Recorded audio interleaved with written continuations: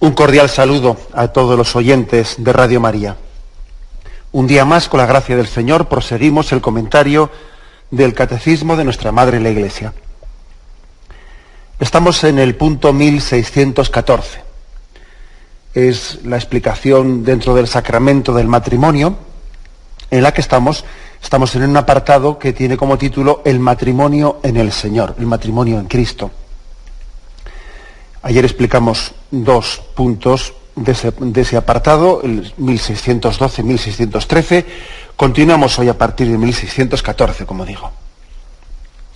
Dice así: en su predicación, Jesús enseñó sin ambigüedad el sentido original de la unión del hombre y la mujer, tal como el Creador la quiso al comienzo. La autorización dada por Moisés de repudiar a su mujer era una concesión a la dureza del corazón. La unión matrimonial del hombre y la mujer es indisoluble. Dios mismo la estableció. Lo que Dios unió, que no lo separe el hombre. Afirmación, por lo tanto, así central, ¿no? Central de este punto. La unión del hombre y la mujer indisoluble, el hecho de que Dios los haya querido, el hecho de que estén llamados por vocación, ¿no?, a ser una sola carne, es algo de origen divino. Está inscrito en la propia ley natural y es algo de ley divina. No es algo de ley humana, no es algo que esté en nuestra mano el poder cambiar. Sabéis que siempre distinguimos entre lo que es ley divina y ley humana, o ley eclesiástica.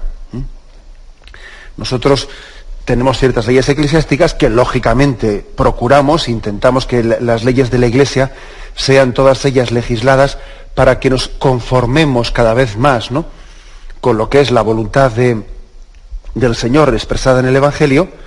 Pero hombre, como son leyes nuestras eclesiásticas, pues podríamos cambiarlas, ¿no? De hecho, lo que se llama el Código de Derecho Canónico, pues recoge las leyes humanas, las leyes eclesiásticas, formuladas intentando, lógicamente, pues tener, pues que la vida de la Iglesia, la vida interna de la Iglesia, pues se legisle conforme a criterios evangélicos. Pero como son leyes eclesiásticas, leyes hechas por hombres, pues podrían cambiar. O sea que el hecho de que, por ejemplo, en el Código de Derecho Canónico pues haya unas normas sobre la formación de los novicios en un noviciado, etcétera, o tal o cual, pues son normas que pueden cambiar. Se han hecho intentando dar una respuesta en un espíritu evangélico a una necesidad, ¿no? Pero como ley eclesiástica que es, puede cambiar. Ahora bien, lo que es de ley divina no puede cambiar, claro. Si nosotros cambiásemos algo que es de ley divina, pues estaríamos autodestruyéndonos, porque en ese momento dejaríamos de ser servidores de la palabra de Dios para considerarnos dueños de la palabra de Dios, ¿no?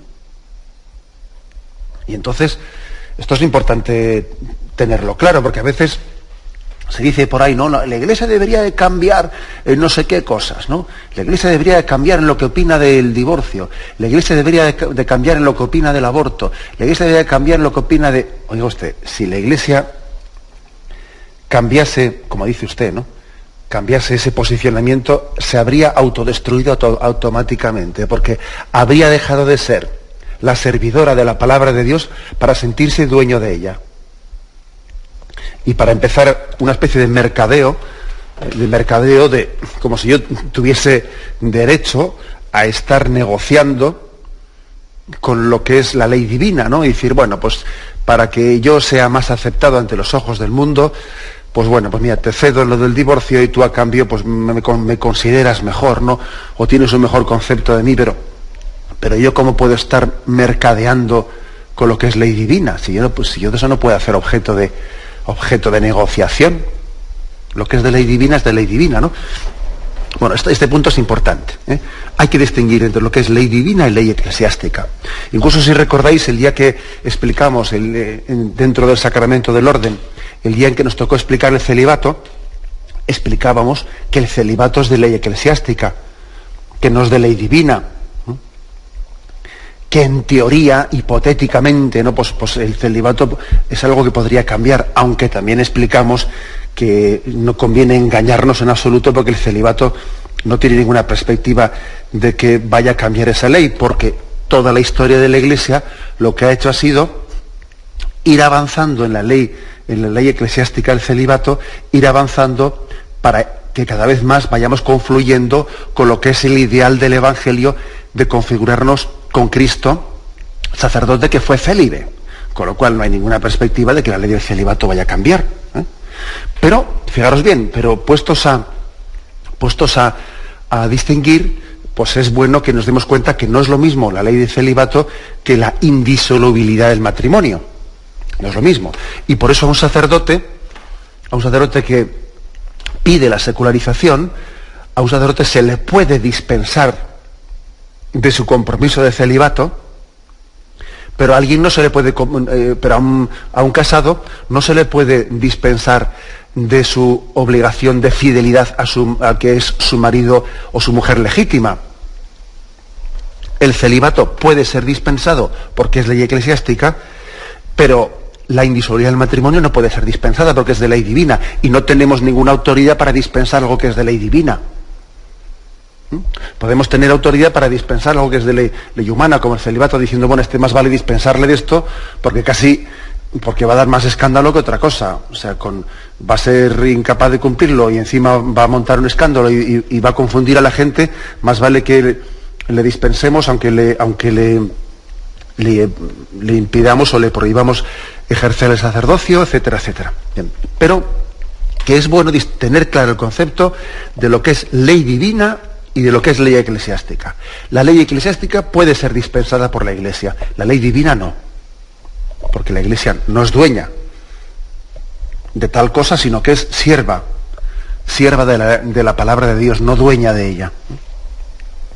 Bueno, pues esta es la afirmación central del punto 1614. Este es el plan primero, el plan primero de Dios. El texto clave lo tenemos en Mateo 19. Y sucedió que cuando acabó Jesús estos discursos, partió de Galilea y fue a la región de Judea, al otro lado del Jordán. Le siguió mucha gente y los curó allí. Y se le acercaron unos fariseos que, para ponerle a prueba, le dijeron: ¿puede uno repudiar a su mujer por un motivo cualquiera? Él respondió: ¿no habéis leído que el Creador desde el principio os hizo varón y hembra?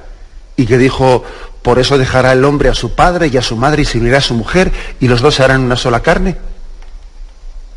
De manera que ya no son dos, sino una sola carne. Pues bien, lo que Dios unió, que no lo separe el hombre. Dícenle: pues ¿por qué Moisés prescribió dar acta de divorcio y repudiarla? Díceles: Moisés, teniendo en cuenta la dureza de vuestro corazón, os permitió repudiar a vuestras mujeres, pero al principio no fue así. Ahora bien, os digo que quien repudia a su mujer, no por fornicación, y se case con otra, comete adulterio. Dícenle sus discípulos: si tal es la condición del hombre respecto de su mujer, no trae cuenta casarse. Pero él les dijo: no todos entienden este lenguaje, sino aquellos a quienes se les ha concedido. Porque hay eunucos que nacieron así del seno materno, y hay eunucos que se hicieron tales a sí mismos por el reino de los cielos. Quien pueda entender, que entienda. Bueno, como veis, de este texto del capítulo 19 de San Mateo se insisten dos cosas. Primera, el hecho de que el plan originario de Dios siempre fue la unión indisoluble del hombre y la mujer, y que únicamente por la dureza de corazón, Dios le permitió a Moisés dar el acta de repudio a la mujer, pero de alguna manera fue una concesión en la conciencia por parte de Jesucristo de que no existía la gracia todavía de poder vivir la ley natural y la ley divina. Es decir, ¿no? Esto tuvimos también ocasión de explicarlo. Una cosa es que el ideal sea innegociable, ¿no? Sea innegociable. Pero es cierto que antes de Jesucristo no existía la gracia para poder cumplir el ideal. Y por lo tanto Moisés, siendo consciente de que había una incapacidad en el hombre de amar de esa forma fiel, una incapacidad de un amor de entrega, precisamente por eso, permitiendo o siendo consciente de tal incapacidad, se permitió el divorcio en el Antiguo Testamento antes de la llegada de Jesucristo.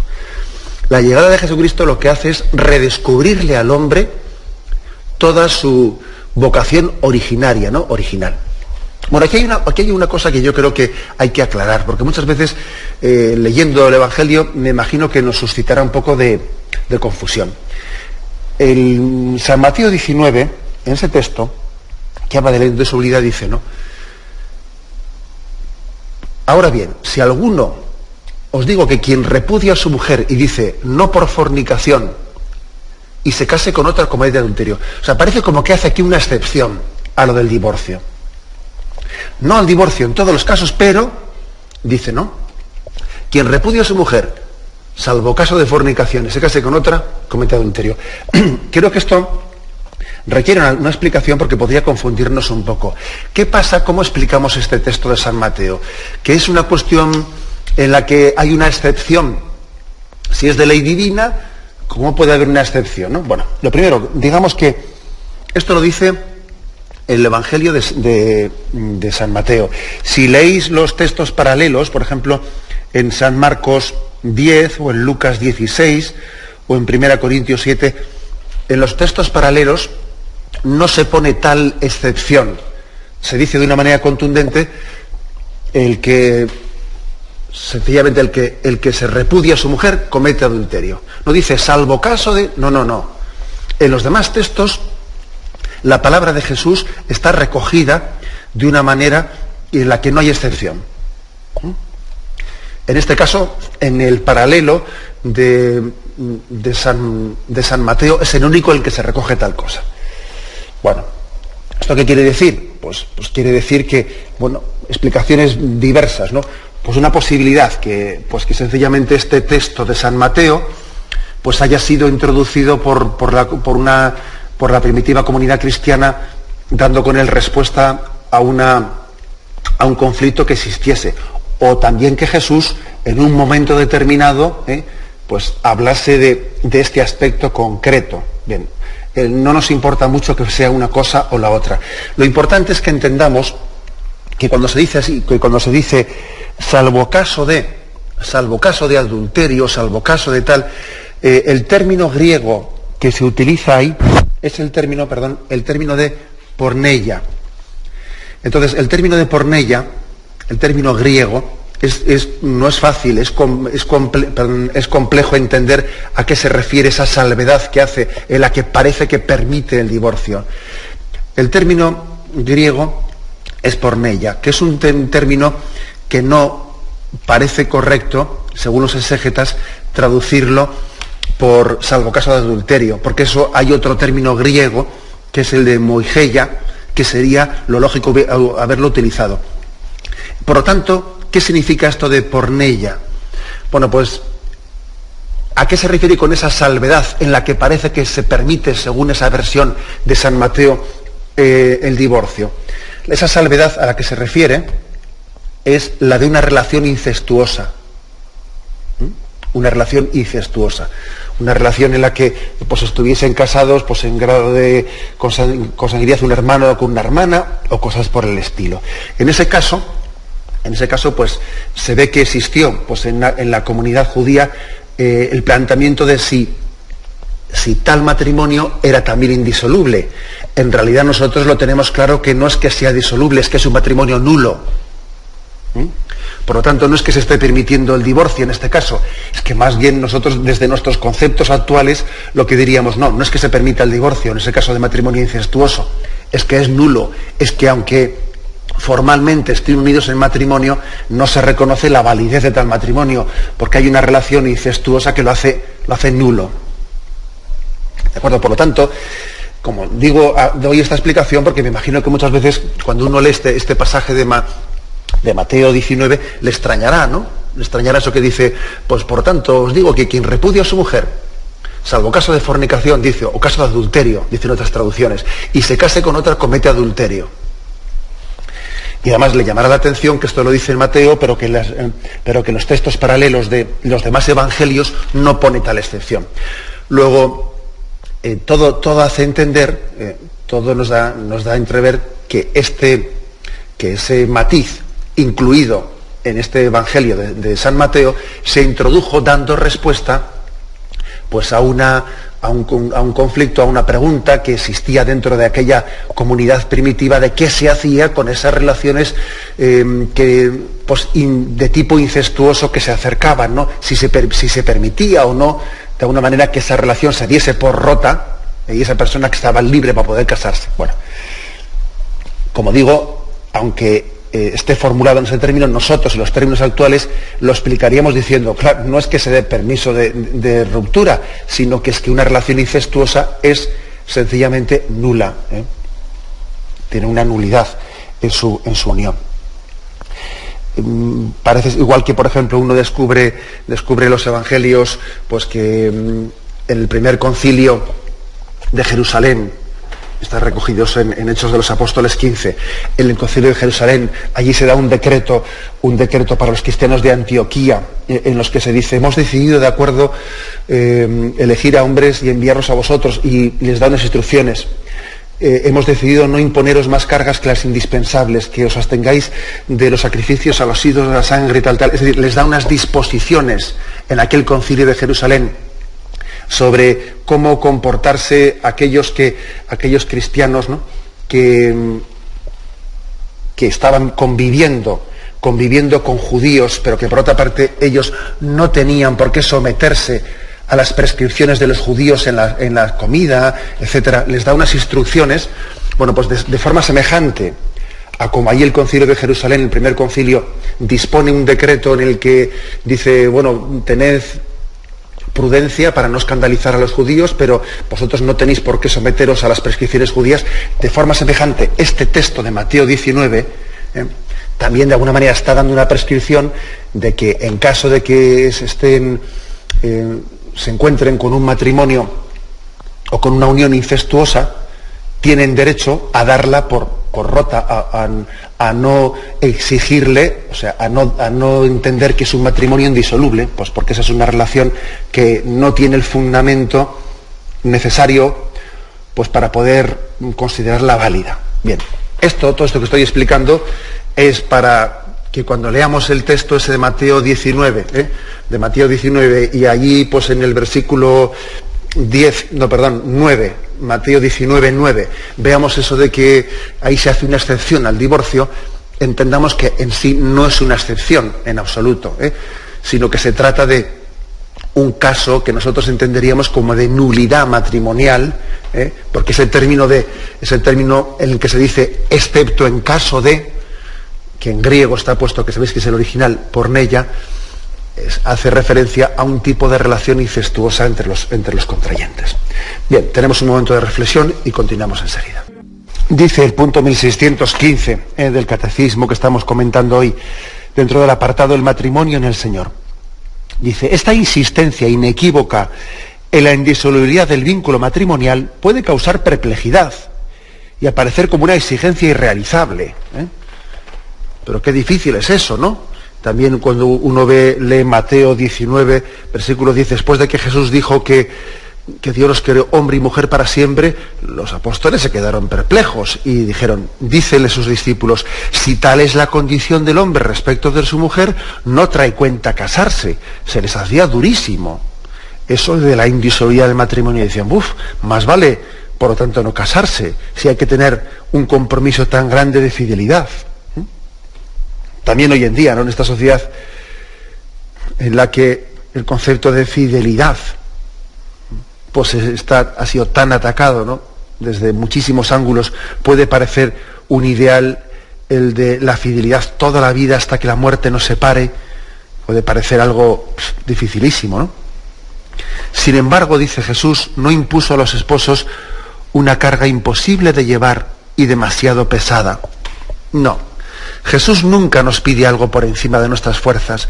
Jesús nunca nos pide el cumplimiento de una ley sin darnos la gracia para poder cumplirla. Y aquí el catecismo nos propone este texto para la consideración. Mateo 11, 29, 30. Venid a mí, todos los que estáis cansados y agobiados, y yo os aliviaré. Tomad sobre vosotros mi yugo y aprended de mí, que soy manso y humilde de corazón, y hallaréis vuestro descanso, porque mi yugo es llevadero y mi carga ligera. O sea que por una parte es carga, sí, es carga, no lo negamos. Por una parte es yugo, sí, es yugo, no lo negamos, nos estamos atando. Y al atarte haces una opción en la vida en la que te exige muchas renuncias, sí, es verdad. Pero con la gracia de Dios, todo eso es llevadero y es gozoso.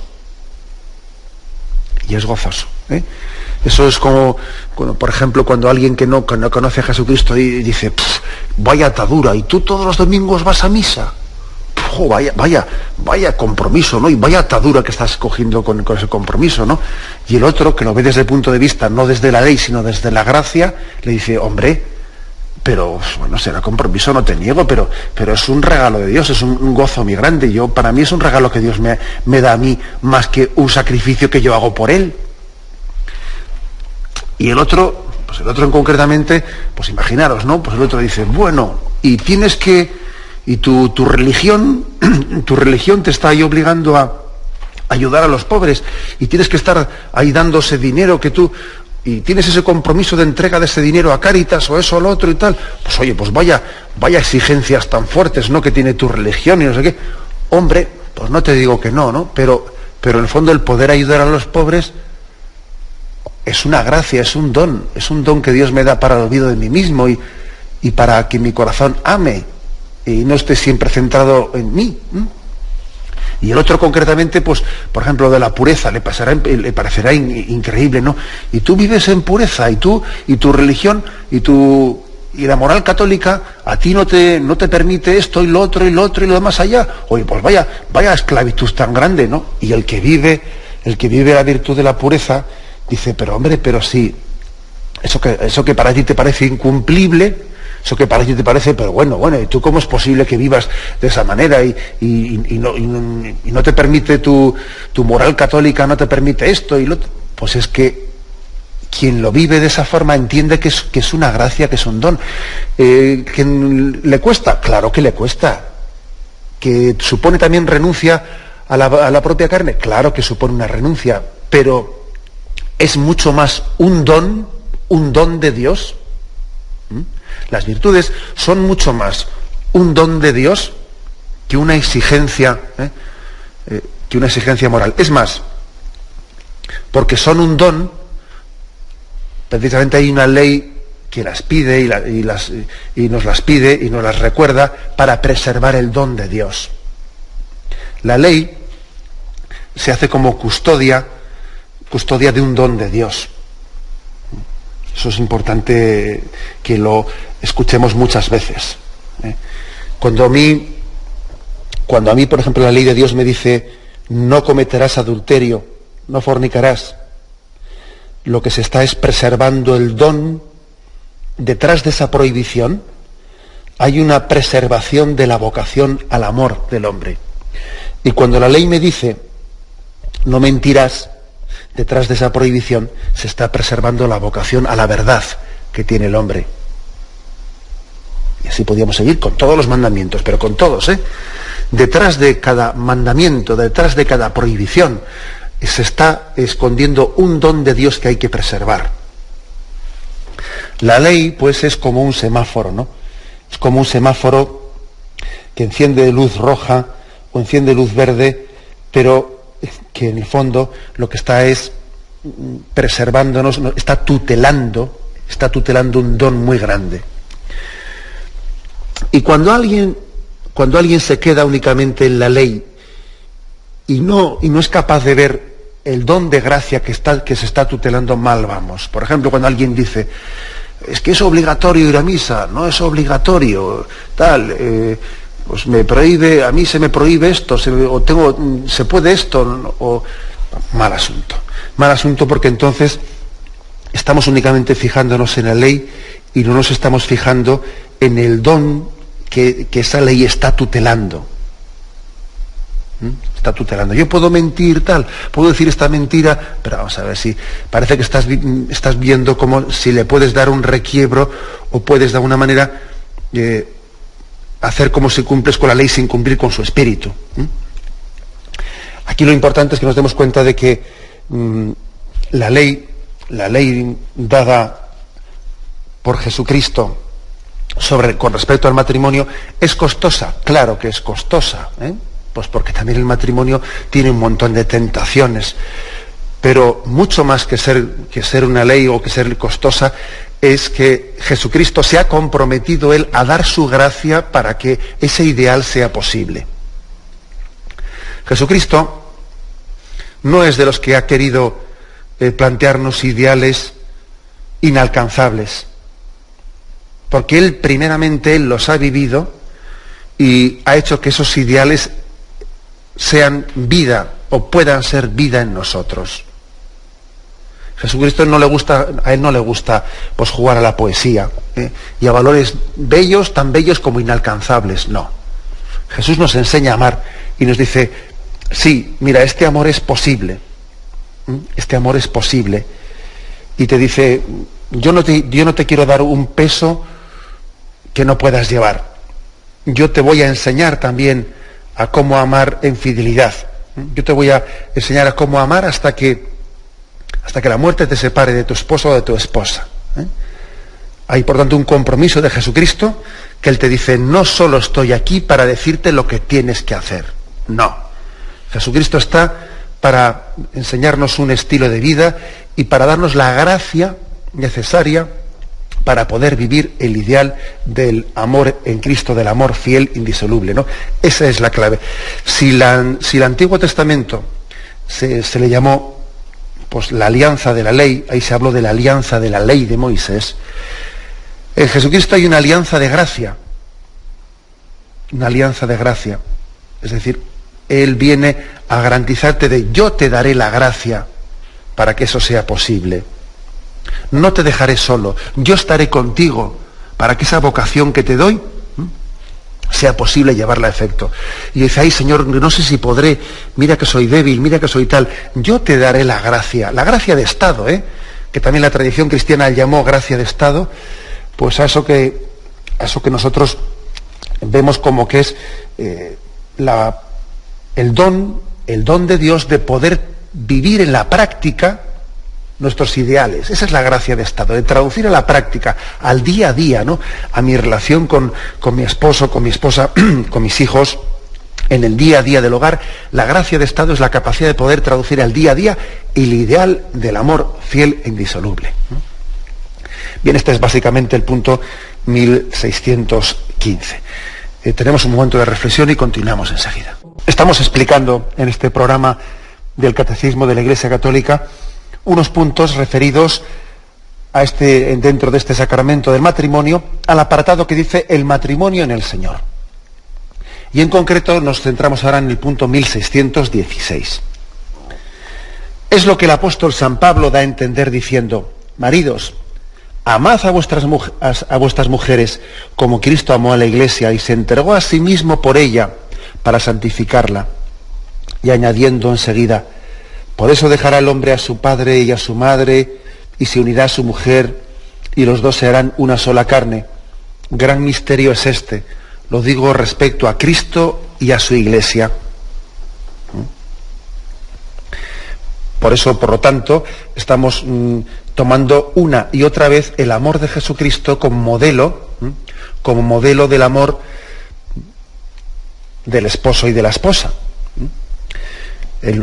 Como Cristo amó a su Iglesia. Fijaros que en la última encíclica, en la primera encíclica, que todavía no he publicado otra, de Benedicto XVI, de Euscaritas es, él allí hizo una distinción, popularizó mucho en esa encíclica una distinción entre el amor de Eros y el amor de Ágape. Me imagino que recordaréis o habéis oído alguna explicación al respecto. El amor de Eros es el amor natural, inscrito en la naturaleza, es el amor de atracción, santo y bueno, como todo lo que Dios ha creado. Y también existe el amor de Ágape. El amor de Ágape es el amor de de olvido de uno mismo y entrega a los demás. Existe el amor de Eros y el amor de ágape. Por ejemplo, está claro que el amor de ágape y el amor de una madre a un hijo es un amor de ágape, no es un amor de Eros, es un amor de ágape, es un amor en el que la madre se olvida de sí misma cuando ama a su hijo. Es así, ¿eh?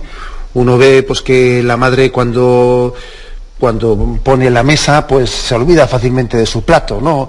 O se olvida de sus cosas, o si saca del horno, saca el pastel, pues enseguida ya se sirve el cacho que está un poco quemado. O le preguntan y le dicen, ¿has comido? Sí, ya he comido. Y es mentira, no he comido. Pues sencillamente lo dice porque ahora lo que quiere es servir a los demás y no quiere ya estar pensando en que voy a comer. O sea, es verdad que el amor de madre hacia un hijo es más un amor de ágape.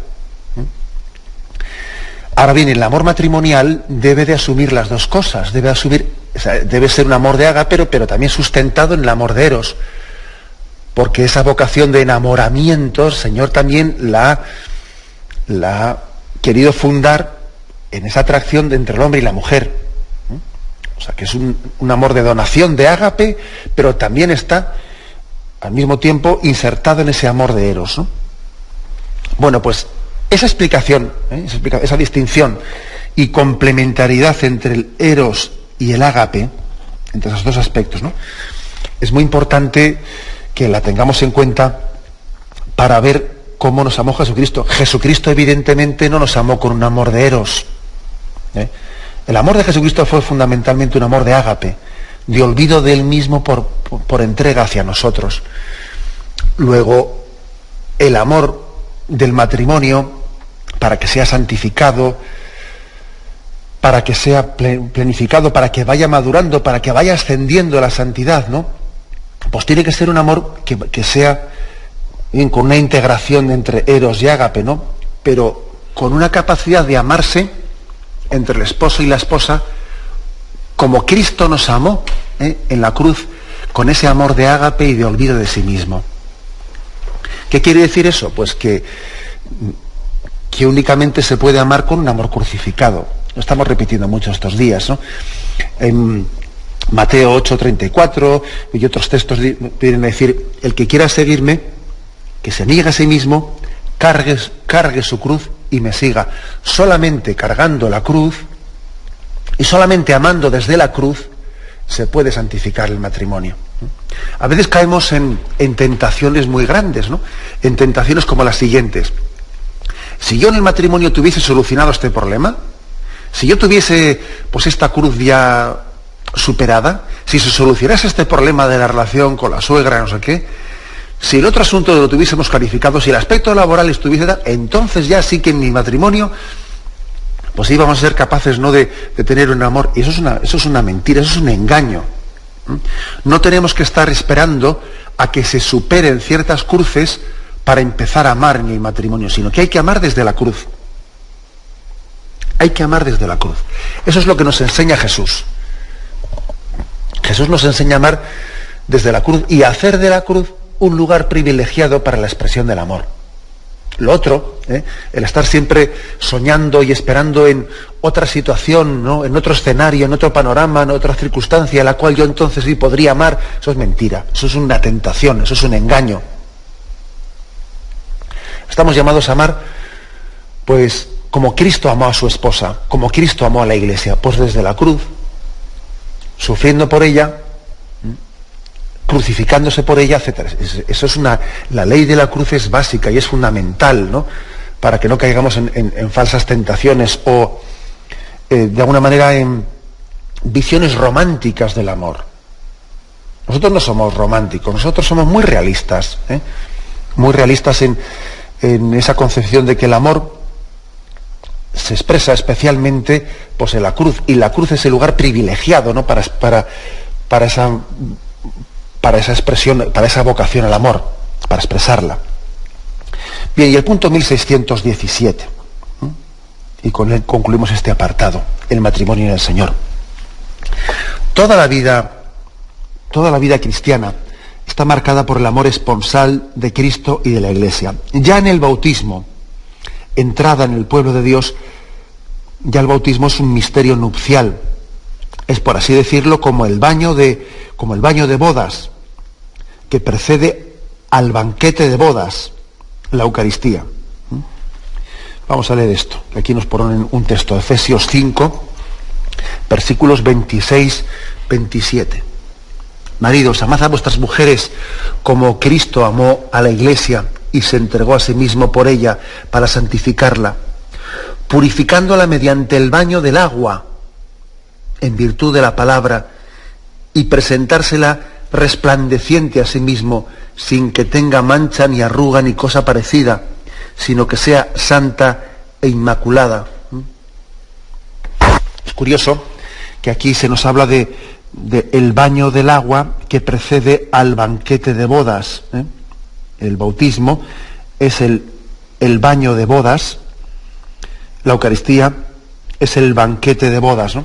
El bautismo nos está preparando, nos está capacitando para la Eucaristía.